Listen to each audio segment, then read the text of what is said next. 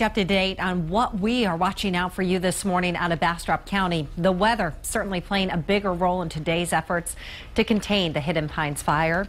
The acres burned as of this morning, more than 4,000 acres. But despite the threat of a shift in winds, the Texas A&M Forest Service is banking on major help this morning. It's this massive DC-10 tanker. This is video from when it came to help back in 2011.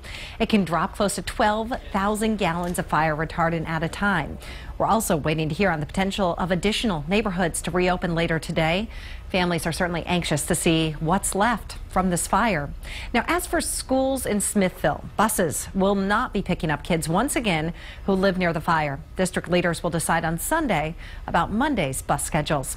And the smoke still having a big impact for students today.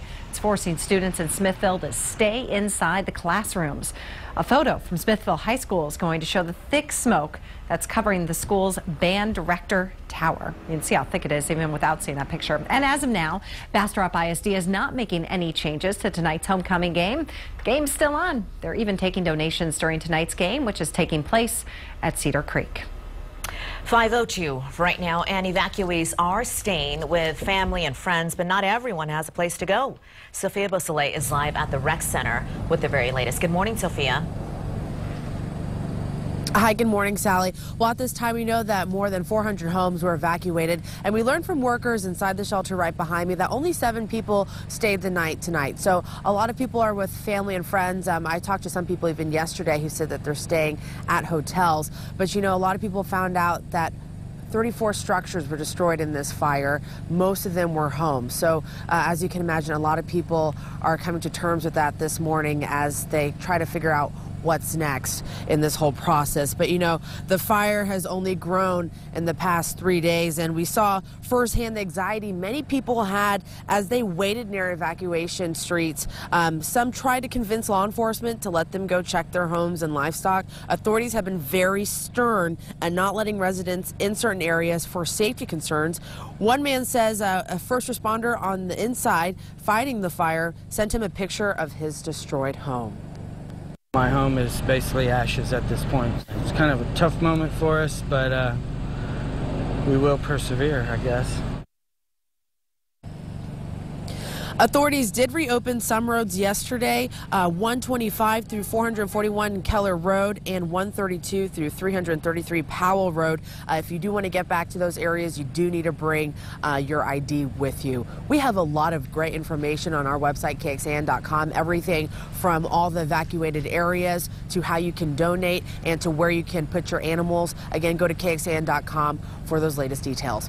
Reporting live from Smithville, Sophia Beausoleil, KXAN News. And you know, Sophia, some of those people being allowed back to their homes are without power this morning, but Bluebonnet Electric's plans to restore power later on this morning. They've already done so to the areas of Keller and Powell Roads. Well, as the fire continues to burn, firefighters from all over Central Texas are being called in to help out in Bastrop County for the Hidden Pines fire. 4 firefighters from the Austin Fire Department, they left yesterday to help out, and they took their chainsaws with them to help cut down trees and help clear debris in the areas where the fire is burning. Some, though, are criticizing the timing of when they were able to get out there and why weren't they called out days ago. But state officials say they needed to keep plenty of resources here in Austin. We have a standing army we can pull in if we need to. We can certainly release a small number of firefighters to go help out in a very important fire like the ones going on Bastrop. We weren't sure that Austin wasn't going to pop off a fire yesterday and be using a lot of their resources, so it is statewide strategic management of which resources. Other firefighters, though, in Austin are on standby right now. They have their trucks with them and the resources in case fires begin to pop up in the city, and they need to get out there and help. And after 3 days of fighting the flames already, officials tell us crews are obviously facing fatigue. They're tired. A typical shift on the front lines is 12 hours. Food, water, and anything else needed is brought in from the fire station. And even though crews are tired, the one thing they say they can't do, they can't stop. The weather's been just kind of miserable. In the evenings it's a little better, but it's really hot and these guys are really tired. It does get a little miserable, but that's why we have rehab and we come in and we trade out for fresh crews as often as we can. If firefighters do get overwhelmed, ambulances are on standby to help them. And even though we may not be near the flames here in Austin, we are still at risk. That's because the smoke from Bastrop County is spreading into surrounding areas, including Travis and Williamson counties. We spoke with a doctor who says you may not want to stay outside long. The sunsets are really, really pretty because of that smoke, but however, it's really affecting people, especially people that have underlying respiratory problems, people that have asthma or COPD, emphysema, things like that. It really, really affects those people. So if you're living in an area being affected by the smoke, the doctor recommends staying inside, running your air conditioner, and having an air purifier in your bedroom.